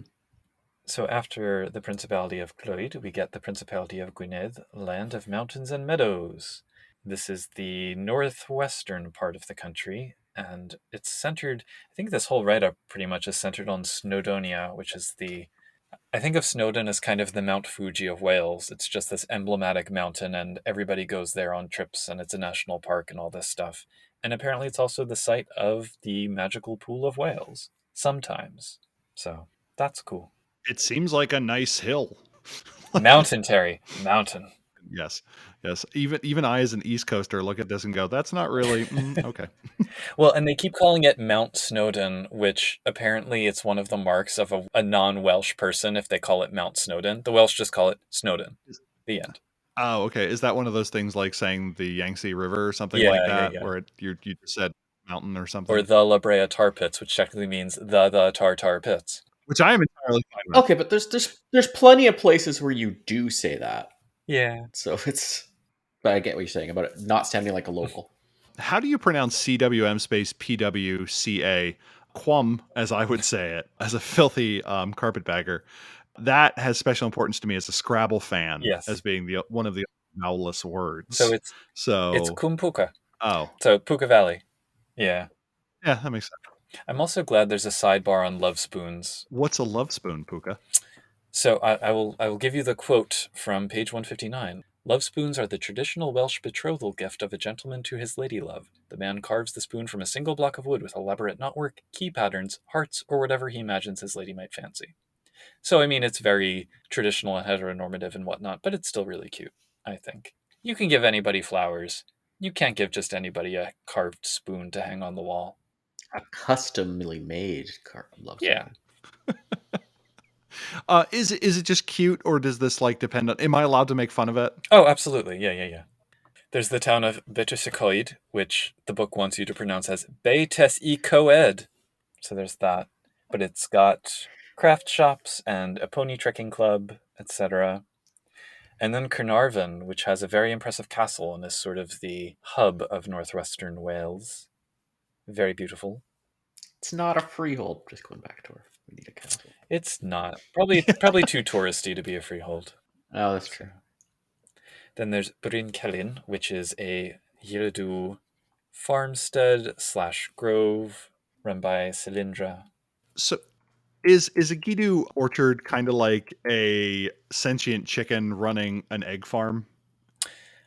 I'm going to have to sit with that for a minute, but in the meantime, Okay, can I that's recommend fine. checking out Kithbook Yiridu on Storyteller's Hall? Sorry, I just had to do a shameless plug. That's not shameless. You did the work. You get to plug it. Damn right. Yeah. So then we get like a full-on page-long story about the Llandana, which, again, as mentioned, are the daughters of Llandana, the splintered verbena group. And it basically just kind of rehashes what we already heard from the prologue and indicates that the sort of arranged marriages between the daughters of the craft and random changelings still happens. So there's that. Mm-hmm. I was made really uncomfortable by the use of the word rebirthing in that context, where the mage says to the issue, perhaps you can bear word to your relations that we would not oppose rebirthing our venerable ties with the fair folk. It's like, if you're talking about a breeding program between your two branches of the supernatural tree, yeah. Yes. I like the idea that it's like mages don't breed true. They're like apples. What, you just cut off a piece of a mage and then stick Exactly. it onto a sleeper, and then the same mage comes out? Yeah. I'm totally here for that. Or alternatively, like a mage has to reproduce with like a werewolf or something to get another, and they will actually just get a sorcerer. And if the sorcerer breeds with a vampire, then you get a mage. Something like that. They're kind of like tomatoes. Suddenly cutting all of the breeding stuff out of Werewolf 5 doesn't seem like such a bad idea. Yeah. Oh, I was fine with that part. The stuff they cut from Werewolf 5, I'm fine with. It's the stuff they added, I'm not sure about. So here's this sidebar at the top of page 163 in its entirety, but I think it might be one of the most important mage-related pieces of this entire book. The header is Paradigms, and it says, in the culture of Wales, the beliefs of the rural populace have great power. Welsh folk magic covers a wide breadth of abilities, including conjuring, charming, summoning, and divination. Will workers in this land rely heavily on these superstitions and convictions to avoid paradox. To put it simply, as long as true magic imitates the rustic beliefs of, quote, folk magic, it is coincidental. What? That seems really important to me. Yeah. I mean, but that's like the rule of mage. I know, Anyway. yeah. It's like, did you know that mages in Wales can take advantage of their avatar to cast effects? It just seems, I mean, this to me seems like Reality Zone by any other name. You know, this notion that Yeah. within the boundaries of Wales, if you're doing something that is traditionally Welsh and mysterious and magical, then you get away with it. As though everyone in Wales is going to uniformly. Yeah. It's kind of insulting to say Wales is like this. I don't as know if it's opposed to- insulting. Yeah. Well, no, but to say specifically Wales is like this, I think. Well, maybe, yeah. Or it's insulting to somebody. But it's like Wales, not Ireland, not Scotland, not England. I feel like it's insulting to people who are familiar with Mage. Also that. Yes, and I do like the idea that magic works perfectly as long as it is upholding stereotypes. Hmm. Like, for instance, it would not be vulgar of my character to use a matter effect to just climb to the top of a grease pole because as a Philadelphian, that is my God-given right, or something like that. Excellent. Or if Mhm. you from Michigan, you have the license plate that says pure Michigan, which I hope people locally use as a term when someone does something particular to that region. Like, yeah, guy cut across 17 lanes of traffic while drinking a White Claw and shouting, "The South will rise again." Pure Michigan. I don't know enough about Michigan to say something like that, but that's just the thing I made up on the Uh, spot immediately. that actually reminds me of a thing that I've been running with in Mage and didn't even realize and I think codified just now, that Hollywood is like a syndicate, basically way of doing this across the world to Mhm. make certain dramatic effects coincidental. It's hyper narrative, isn't That it? would be To like, some extent. yeah, it's like you see an action hero do it, you can do it. Yeah. It's kind of a benefit to mostly the If technocrats. only that worked. Oh, disappointment. Anyway, the Londona have this bucolic realm with a horizon realm on the other side of a hidden door in their cottage, and everyone is happy. Hooray! Yep. And the area across, you can't even tell, except for there's some extinct birds over there, possibly. And that's one of those things that really bothers me because in Mage, if you use the M20 rules, you basically need 12 spheres with 17 dots each to create a horizon realm. And people are like, well, I have my home away from home. What should I do with it? I know. I'll make it identical to the place I'm leaving. Like, again, we need more castles. Yeah. Dreaming has castles. Following that, we get the Principality of David, land of seas and shores. I'm noticing also these sections get like shorter and shorter as you go. Mhm. It's Someone interesting. had an outline they needed to finish, and Yeah. And a page count. the due date wasn't getting any further away. Yeah. Yeah. So David is kind of centered on the city of Swansea, and again, not really much information about the city itself, and just kind of these random throwaway locations, which are respectively a bike shop, a beer garden, a bookstore, the Prince's Manor, and the glamorous coal mine. So, locations. It is interesting. This is the only principality ruled by a single prince and not broken up into the counties. A little bit of politics opportunities, I guess. And the beer garden is run by Fomori. Yeah. It's so boring. Everyone gets a castle playing Changeling the Josh H. Way. I'm here for it. I'm not saying everyone gets a castle. I'm saying there needs to be There needs to be castles. more castles. Okay. Yeah. When Luke and I do our episode on balloons in the world of darkness, you and I can do the castles episode, and I'm here for it. Well, you'll definitely want to listen to when we do get to to Dreams and Nightmares, the book on the dreaming. Yes. Yeah. Speaking. Castles galore. So the Principality of Powys. Yes. Tell us about it. Land of Forgotten Plains. They make all these references to like, oh, this the commoners of Gwynedd want to restore the glory of Powys, and oh, it's such a shame that we lost this land, blah blah blah. There's not really much information about how that happened and why. It is a very empty, sparsely populated, very rural section of Wales, but the implication is that it was somehow like magically shattered and all of the something leached out or whatever. Hmm. Yeah, you broke the magic bowl, and now all the magic's gone. Yeah, but there's not really a direct reference to it though. So the thing that I do like in this section, so again, we get a few random locations, but one of them is Kavath's place, which is a junkyard, and in that junkyard is the throne of dragons, the long forgotten seat of the high kings and queens of Cymru, buried under random crap. So I quite like that that's a thing. With no pointers to it existing. Right, yeah. Yes. like before you think this is usable, dear listener. I don't know that any of the other Fey kingdoms or other realms is ever mentioned to have a specific magical throne. So it is unique in that way. They do have one in Concordia. Do they? I don't even remember Yeah. it. I believe it. I just, yeah. Actually, they got several, but there's the main one for High King Hmm. David. Anyway. And then we get another Yiladu Glade in Glyn Severn. Then we get the Principality of Glamorgan, land of Black Rowan, which I think might be the most interesting because it's run by a Dauntain. So that's something. Yeah, how does that work? So it helps to remember when this book was written because it says so Lloyd Morgenstern is the Dauntain Knocker ruler, And it says he disappeared in the 80s and reappeared around in 1991 as a Dantean. So it's a Oh. fairly recent change. That being said, he's still listed as the head of Glamorgan in C20 because they didn't bother to update it. So he's been a Dantean ruler for 30 years there. Yeah, that makes less sense. Also, the change to Dantean in C20 makes Yes, less sense, he's but he's recast as having been cursed so that each of his successive incarnations will be Dantean in order to bring it in line with how they work in C20. mm-hmm. So, but this is the principality that contains Cardiff, and once again, very little about the city. I mean, I guess more about Cardiff than about any of the other cities from the human perspective, but still only a couple of paragraphs. Yeah, that's a small version of how they literally did on London. Yeah, exactly. Or Edinburgh for that matter. But we do have a castle, Cardiff Castle, and also Hall of the Fisher King, which is basically medieval times. And the Spectrum, a New World Order kiddie techno museum with an IMAX subliminal theater. I love that, where they're like, children, don't run around outside and get exercise. Instead, learn about the magic of chemistry. And I'm like, wait, these are the bad guys?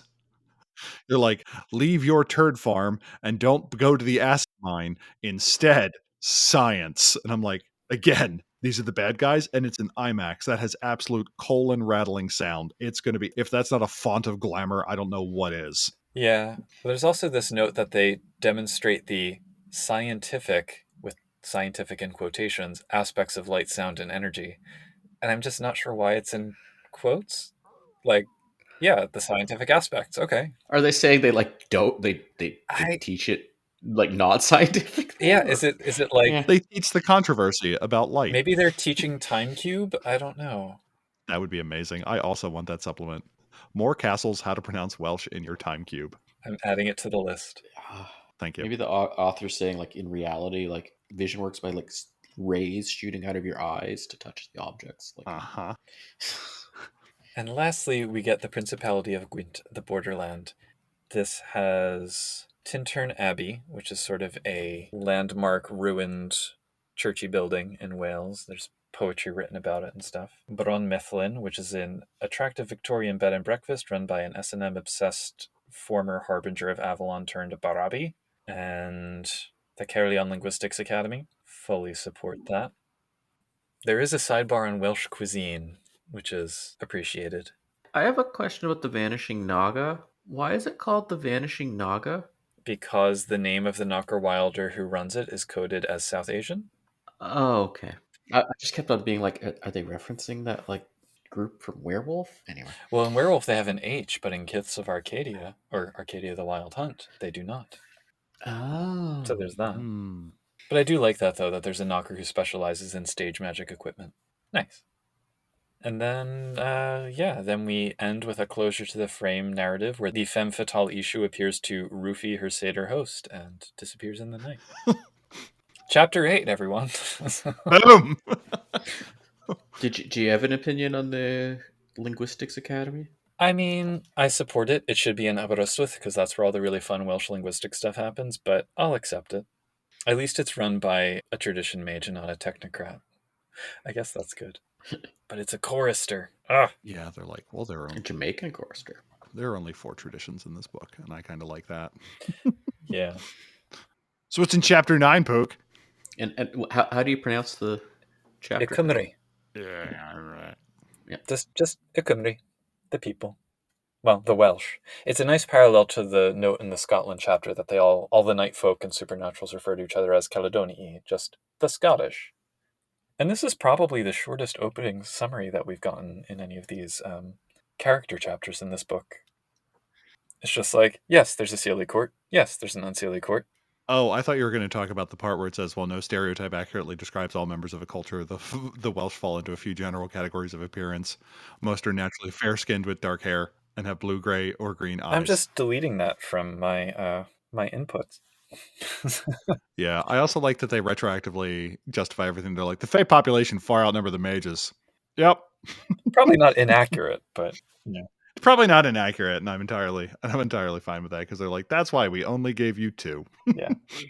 I do like that the Seelie-unseelie divide is sort of paired with this other political division between the ones who want a high king and kind of unification, and others that are like, no, we're good with the way things are.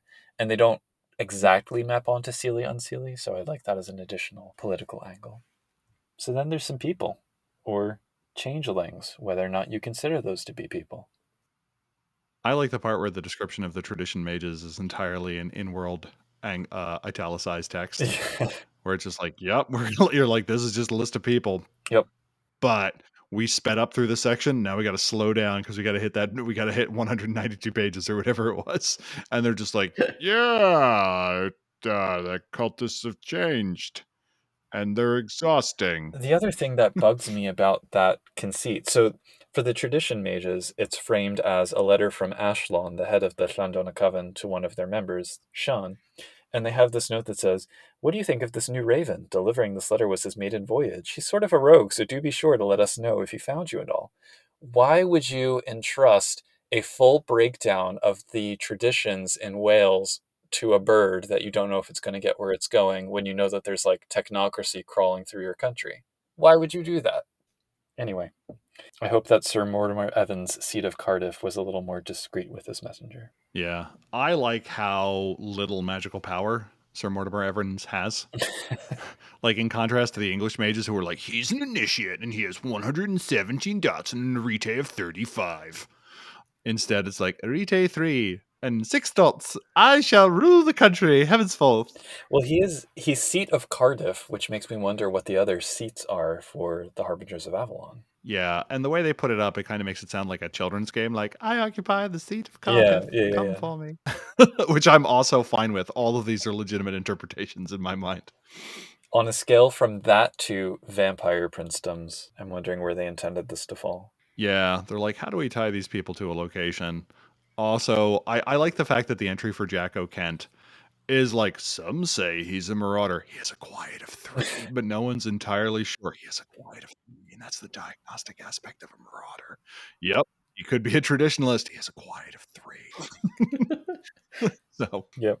we got our obligatory Welsh "Don't fuck with me" mage in the form of Axon Rowan song. So that was nice because it's like blood of the seers of Kronos, the Wick, Harris, Marianita, a Sicilian guy that my mother had a fling with, all flow through my veins. And you're like, oh, okay. Like, I just, why do we have to keep it reintroducing like blood quantum seemingly back? It is nice, actually, I think, that we get one tradition mage, one technocrat, one marauder, and one Nefandus, or Nefanda, perhaps. And the changelings, I mean, I'm glad that there are two Yildidu mixed in here. They are both included in the Kith book on the Storyteller's Vault. Randomly, I like finding treasures that I really enjoy and would like to include in a game.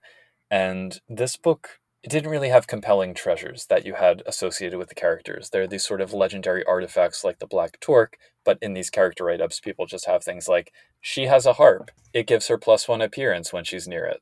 It's like, okay, well. But then McGowan the Wanderer, who's this red cap who hikes, I guess, he has a torque that he wears, and it allows him to get a general feel for other Kithane's legacies with a successful perception plus kenning roll. And it's a very minor power, but I like that it's distinctive and it doesn't fit neatly into like an art that you could cast a cantrip and do the same thing. So it's that earlier editions of Changeling having distinct items being treasures rather than just vessels for a cantrip that you couldn't afford to get the level of the art. Yes. Weird shit. I'm all for weird shit. And then we have Ulrich One Arm, who I think is secretly a giant, because it says he's gigantic, even for a troll. Prince Dylan at Morgan, whose legacies are Philanthropist and Fop. And he has Taxidermy 1 for some reason.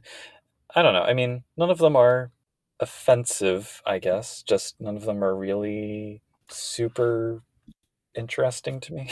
Yeah, they're not If they had people that have agendas that are obvious out in the world that you would have to run into them at some point. I didn't really get that feel. Yeah. I do want to ask, I mean, rocketing back to mages for a second, just because I'm noticing it in my notes.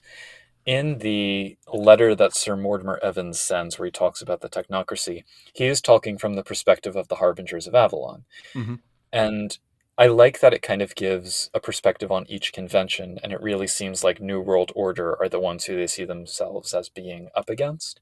Does that track with kind of the mage perspective, in your opinion? Yeah, in the sense that within the technocracy, there is this fake retroactive shadow war between the money folks and the academics, as it were. So between the Syndicate and the New World Order. And the New World Order is the closest the technocracy gets to an organization that really knows what everyone is doing. So there is this general idea that the New World Order defines the terms and what the objectives and targets for each amalgam or for each area is. And then the syndicate exerts soft power over that by saying, yeah, I understand you really wanted that, but we just don't have the money for those paper clips you need. We really need to fund this orphan powered space laser or something Checks like and that. balances. Well, yes, as it were, a soft veto or the veto of the purse, as it were. So that to me makes sense. They are a conspiracy inside of a conspiracy. The New World Order is like it's conspiracies all the way down, or at least that is one way of interpreting it. So them being the only ones that would go, wait a minute, seems entirely legitimate until their efforts to stymie another one of the groups kind of comes up. Mm-hmm. All right. That reads. And it was helpful to have that perspective because I imagine that's the only in-character text from the Harbingers of Avalon we get in probably all of the games. Yes, except for a few random quotes from Sir Mortimer Evans in this book talking about peers and fox hunting. Yeah. Is this the book that introduced Harbingers of Avalon, do you think? Yes. To the best of my knowledge, this is the first reference to it.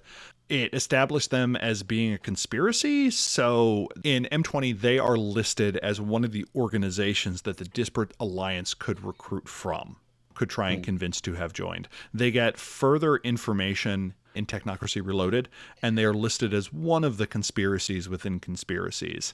And I think they are in Guide to the Technocracy too, because I think that's where I first encountered them. And it does mention that it's like, hey, what does it mean to be like Hail Britannia? Especially like we talk about no one liking the Templars in the Disparate Alliance, and to that, Navalon as like as the representatives of the British Empire, like hold my beer, hold my ale. I think things in actuality are a little bit more complicated than that. You can make friends with enemies very quickly if both of your lives are on the line. If you have a de minimis amount of peacemaking ability and a slight inclination, so that alone to me made the technocracy more interesting. We had the kind of the first virtuous conspiracy, as it were, within the technocracy, in the same way that we get the idea of Special Projects Division, which is doing worm-tainted stuff at arm's distance with Pentex.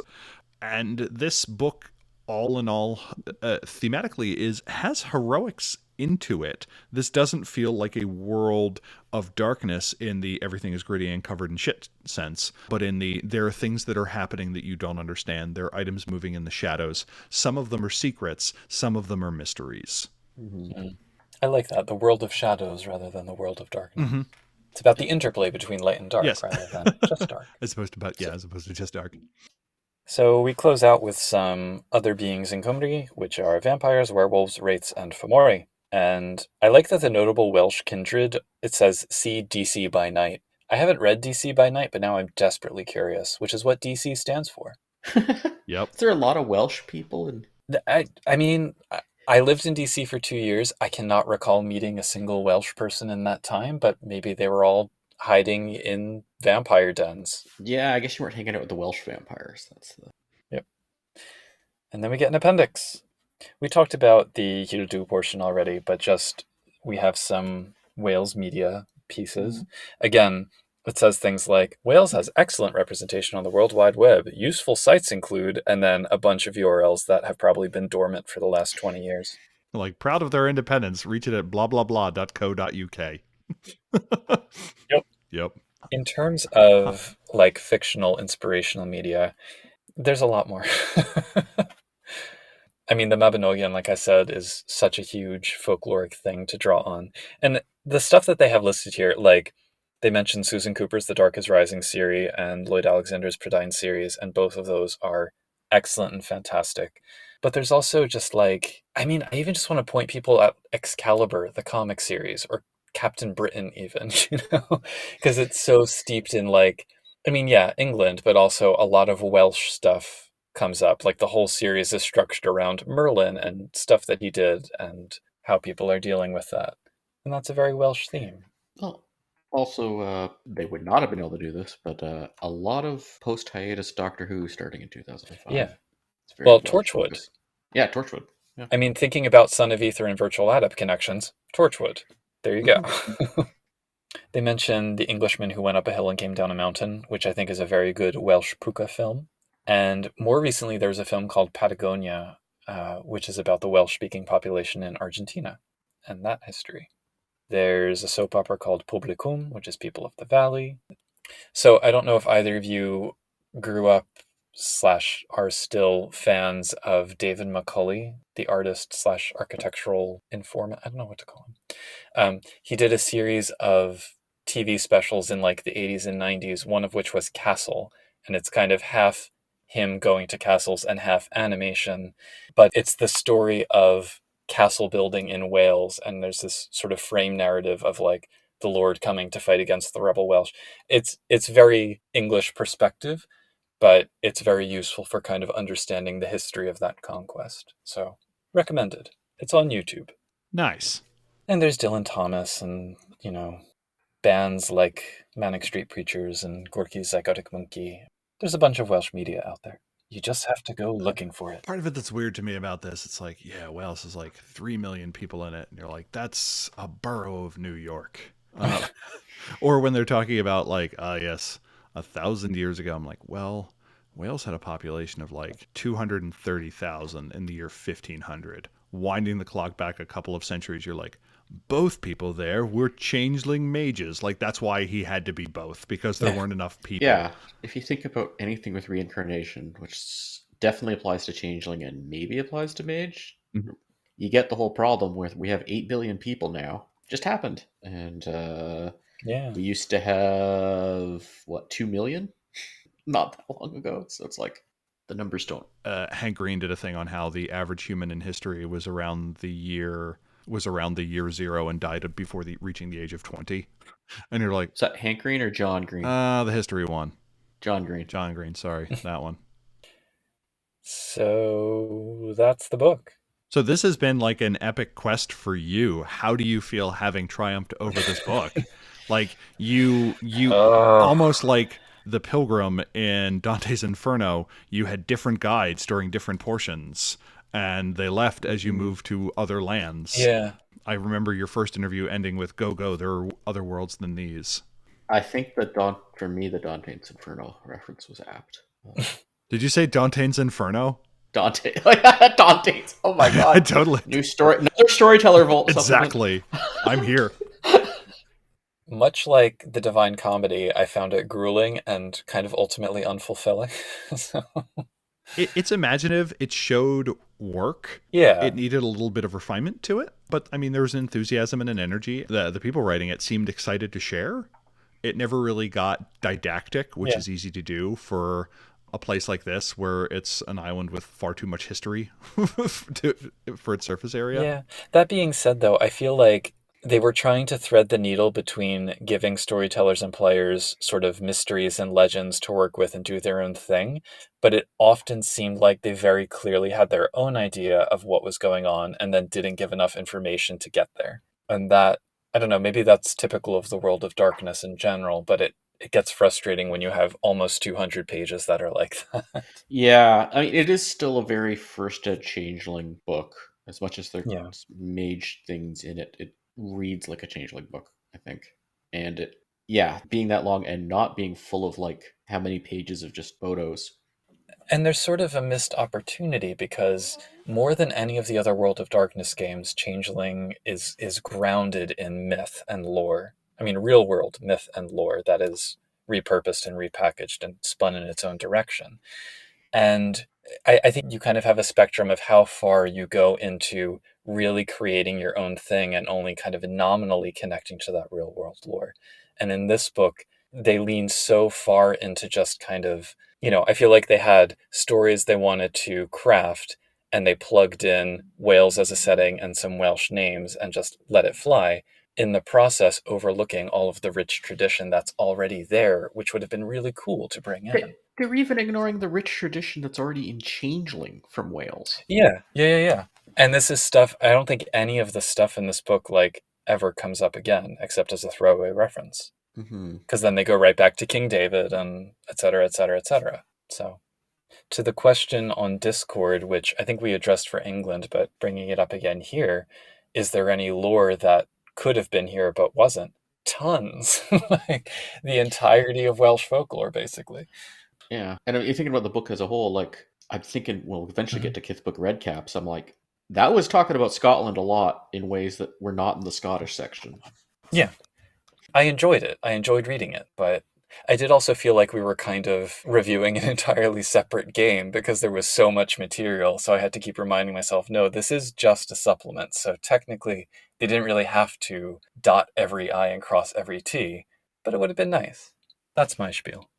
I think your spiel is reasonable, and this book explains why it's hard to do setting books for Mage, because they will very quickly be just a discussion of Mage, because rarely is the place unto itself something special. I wish I had more information on cultural practices. I would almost, if we could have cut out a third of the history and have more like, these are the actual legends, these are the items that are important to it. And that's kind of just the way I think of as a Mage player. I always want that. Mm-hmm. What are the physical connections? What are the current objects that could be there? What is the contemporary space, and how does that tie back to the past? Is generally the framing that I want to see. It had a lot in here. Luckily for Mage players, you can get by with a lot of skimming if you really just want like the Mage portions of things. I thought the frame narrative chewed up a few too many words, like the attempts to give characters personality, and you're like, this just feels like a stereotype, but I don't know. But I think it Yeah. Yeah, is. the Scotland book with trying to write out the accent. Never write a patois unless you're Stephen King. Yeah, and definitely There don't you do go. it in your I'm going to give information for how to run a role playing game. Yes. And we also have a ad for Werewolf the Wild West, which is a game I own for some reason. I Don't don't know have why. an ad for Werewolf the Wild West in mine. Oh, I Oh, guess they've gotten rid of it. And I also have an ad for Changing the Dreaming Second Edition. yep.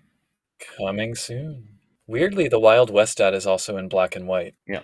which, given that the entirety, every other page in the book except the map is in color, it's like, all right. So, Shall we yeah. wrap? Yeah. So Yeah. what are we reading next?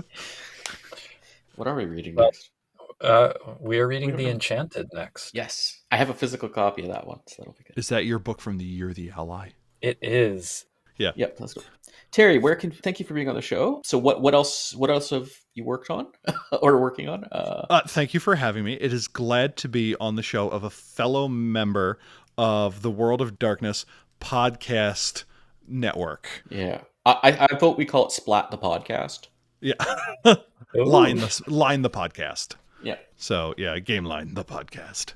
I'm entirely fine with that. But Werewolf had to break ranks and be a fifth column and join D20 Radio, I think, or something like that.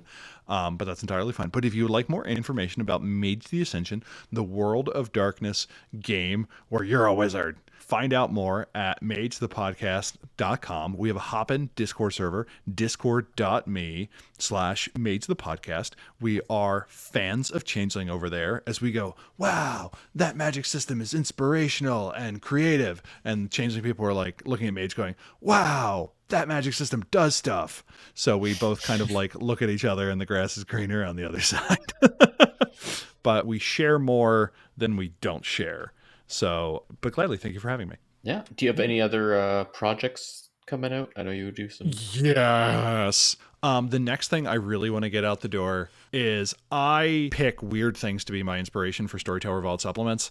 And one was someone made an offhanded mention to in what would it be like to have an 8-point domain? So domain is a background in Mage.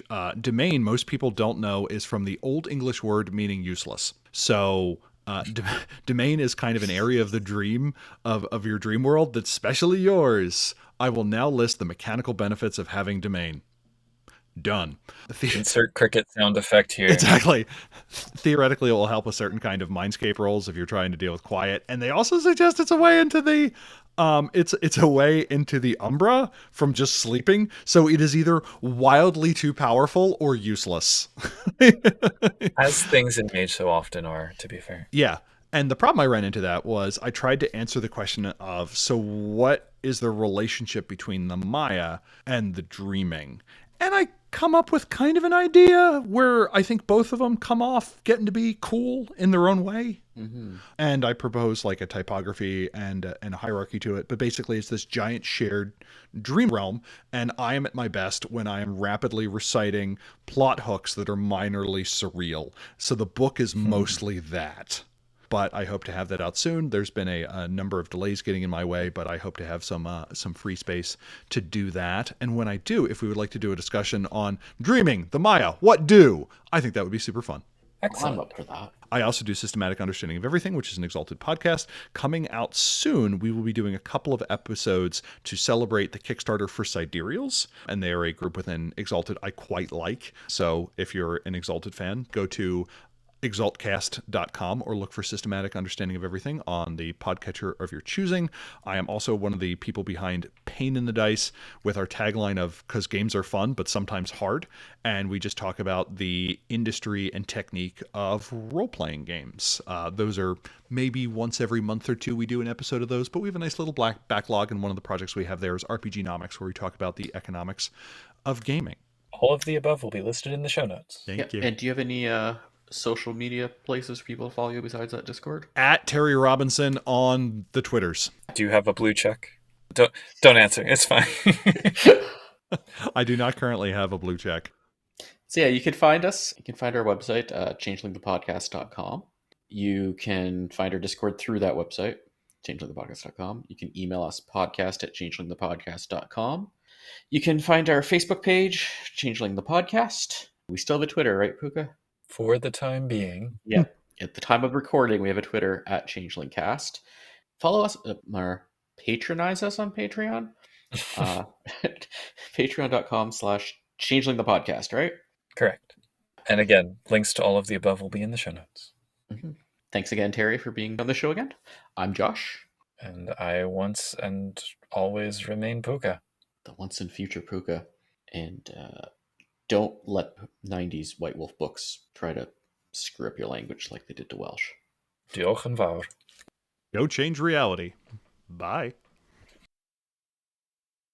Although this is the final episode in our trilogy on Isle of the Mighty, there's well over an hour of outtakes from the recording sessions, as we jammed with our guest hosts, went down rabbit holes of folklore, mused about life, and nerded out about Celtic languages, although it might have been primarily one host who shall remain nameless who did that. At some point in the near future, these will probably become a bonus episode for our Patreon supporters, to whom we'd like to extend a special thanks. Derek, Raz Caboose, Sandchiger, Sija, and Terry Robinson. You too can help out our show by signing up at www.patreon.com/changelingthepodcast, or by leaving us a review on the podcast listening platform of your greatest convenience. Feel free to also tell your friends and comrades about our show, because the more, the merrier. Diolch yn fawr, a chani tro nesa, breuddwydioch yn dda. Here come the outtakes. Are you ready for me to say the entirety of what I know how to say in vague Welsh? Born ready. Dwi wedi medwen chwir. That is the line that Welshie from Futurama says, and apparently in Welsh it means "I am very drunk." I think a literal translation is something like "I am soaking wet" or something like that, but... I got the I am. I don't know the vocabulary for the rest of the sentence, but awesome. Yep. The first time someone on the internet sent me a recording of Welsh being spoken, it was a Welsh changeling fan doing a recording pronouncing this longest place name in Britain. So that was one of the first Welsh words I learned how to say. What place is that, Puka? This would be the one called I think I messed up the anti-penultimate syllable, but Thank you, Terry, for bringing that up. I'd been thinking about since we started this episode. I'm like, should I try to get Puka to say that? And I'm like, no, that would be weird. I mean, my version of that is knowing the first 35 digits of pi, so I get it. Yeah, basically. Terry, I will answer two of your questions. Okay. One, Michael Scott marry, tree guy on page 8, fuck, sheep, kill. Reasonable. And then if the book had gone out and revised, it would have had 3 mummies instead of 1. Thank you. One for each, one for England, one for Scotland, one for Wales. That would have been great. Although to be changelings would have that very distinct art house art style that they had in all the art house changeling books. Yep. Sometimes the same art pieces used from book to book. Yeah. Nothing Problem was more solved. jarring than reading War in Concordia and turning the page and seeing the like skeleton queen Samedi from the revised Vampire Storyteller's Companion over a pile of skeletons. I was like, this is not a changeling. But okay. So, so I had a bunch of fake tweets. The fake mage history, the term craft from a group not participating in the Ascension War came from Richard Thomas leading a wine and pottery night at an early White Wolf team building activity. After producing a lovely vase, Stephen Wick said, "Now that's magic," and the craft system was born. In an effort to stay current, Curtamane in M5 will be replaced with one of the following: competitive diorama making, Enochian slam poetry, humble voguing, or guns. Who are we shitting? It's the world of darkness. Some playtesting may be required. To stay current with millennials, M5 is going to replace nature and demeanor with day job and side hustle as the most defining creatures of your character. I mean, yeah, I can see that happening. Actually. Yeah. That's Hunter 5, isn't it? Yeah. Tired, the hollowed ones. Dated, sad, only a US thing. Wired, the marshmallow ones. Sweet, gluten-free. Hired, the swallow ones. Mages that are actually a collection of train barn swallows. Worldly, colorful, eats annoying bugs. This is why I shouldn't be allowed to write things. Total tangent just reminds me that now, as of last year or something, under the old changeling rules up until before C20, all millennials are grumps. Yeah. You know what? I'm feeling it this week. So. Yeah.